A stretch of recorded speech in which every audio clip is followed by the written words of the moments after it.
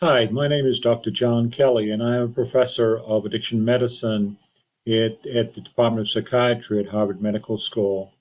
I'm also the director and founder of the Recovery Research Institute at the Massachusetts General Hospital in Boston. I've been a clinician and researcher for the past 30 years in the addiction field, and it's been a fantastic journey for me to understand, as well as uncover and discover more about the nature of addiction, its treatment, and recovery from it. I'm very happy to be able to talk to you today about addiction, its treatment, and recovery. I think, particularly given what we've learned in more recent years about how people recover from addiction problems and achieve stable remission and a very high quality of life. We so often hear about all the misery and heartache and deaths surrounding addiction, and of course, these are deadly disorders. There's no doubt about it. Um, However, we should also acknowledge that most people actually do recover from a substance use disorder.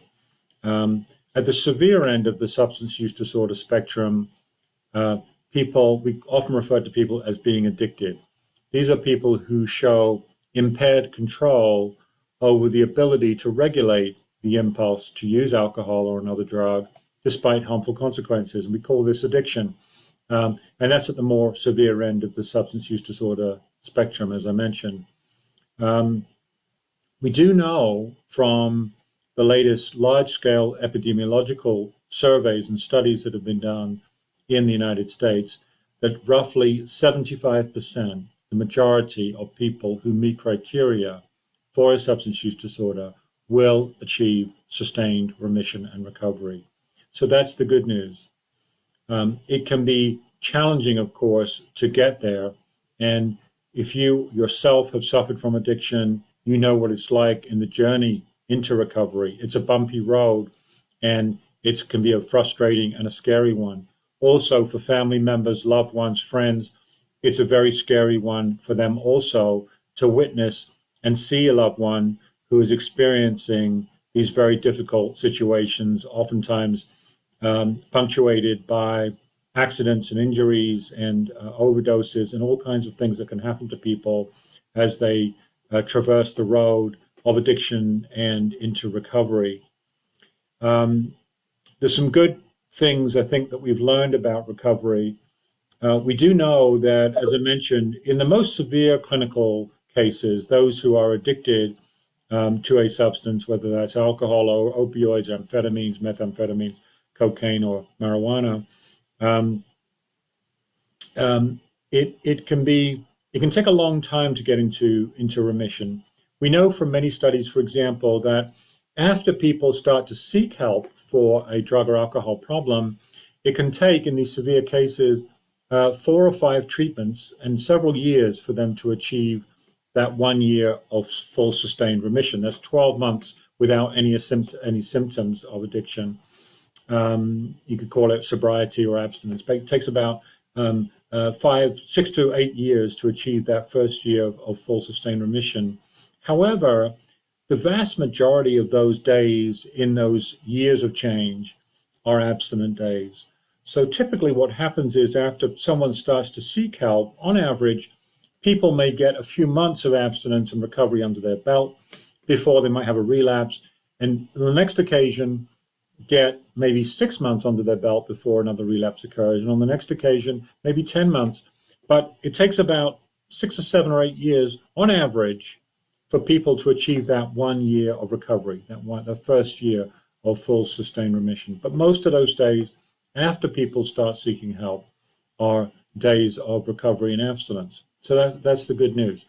So it's kind of progress, not perfection, in those early change periods.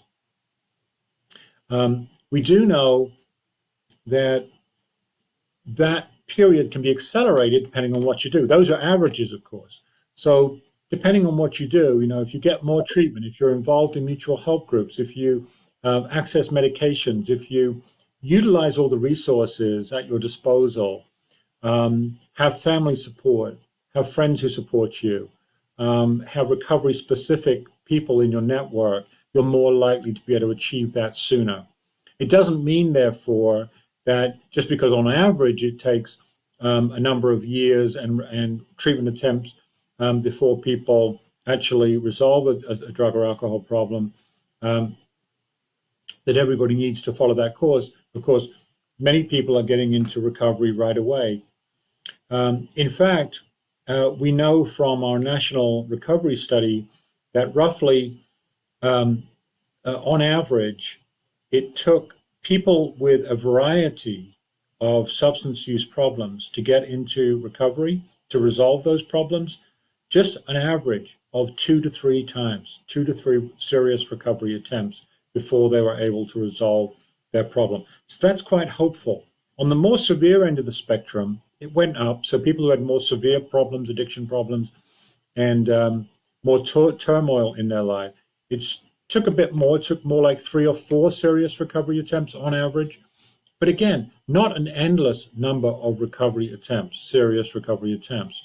So that's the good news. Change is possible, remission is likely, but it takes effort, it takes energy, it takes resources to be able to achieve that. So the point is here is that, when you do have a setback, is to pick yourself up, dust yourself down, get the help you need, and try again, because the most likely outcome is going to be remission and recovery, and that is good news.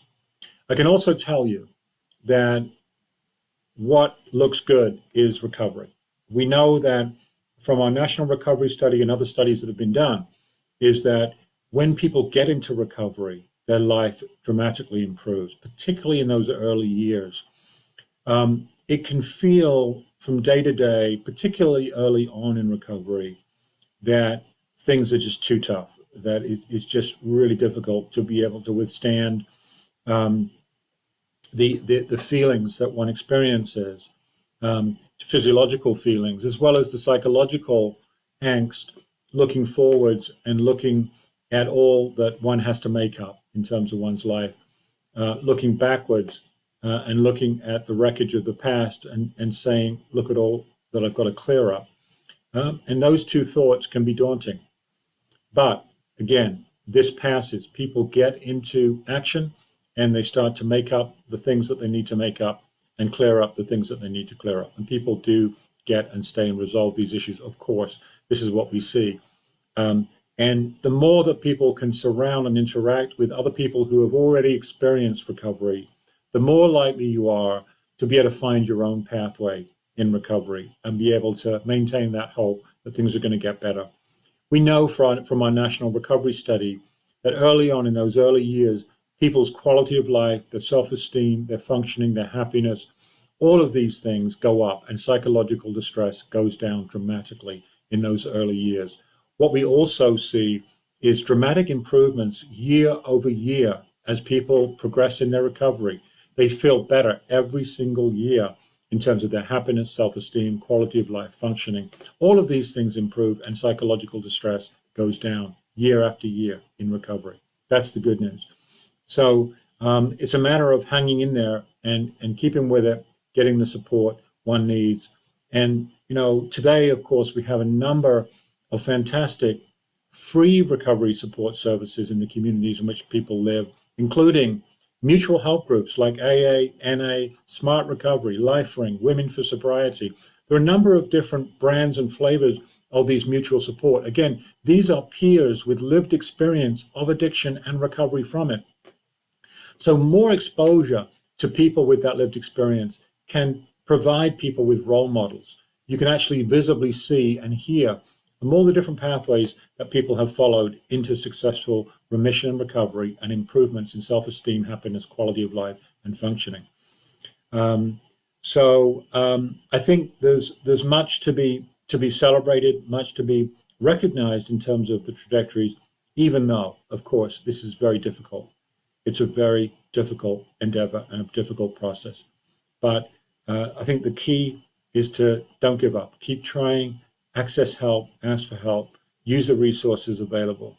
And your life on the other side in recovery is going to improve dramatically, both for the person affected as well as for family members.